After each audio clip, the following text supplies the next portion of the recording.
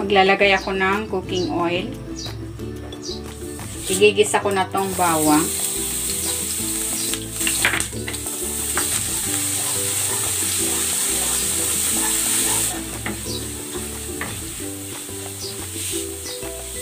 Igisa na rin natin tong sibuyas.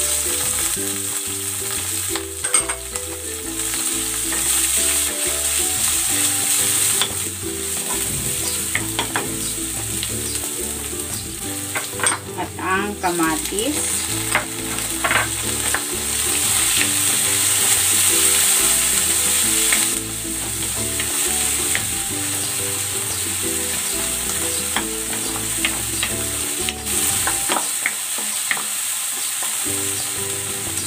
Ayan, ilagay na rin natin tong isang lasang mackerel.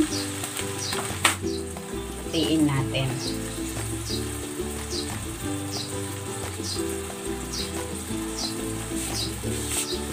Titimplahan ko ito ng asin at ng paminta.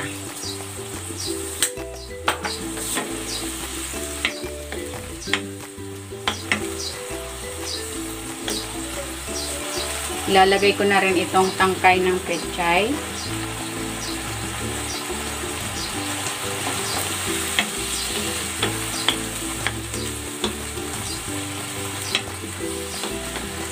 And then, maglalagay ako ng tubig.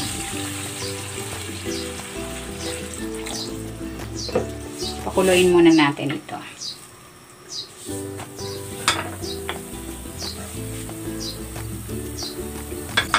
Ayan, kumukulo na.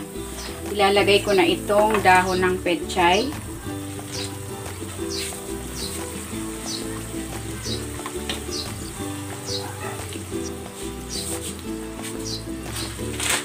At ang miswa.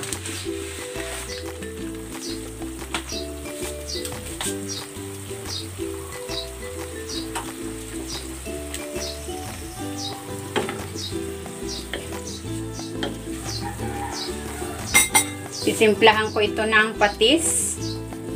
Pwede kayong maglagay dito ng mga pampalasa of your choice. Pwedeng maglagay ng seasoning granules, mga cubes,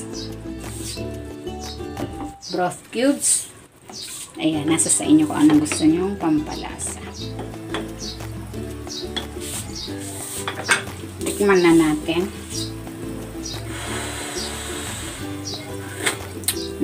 Sarap. Ayan, luto na itong ating pechay with miswa. Hanguin na natin ito.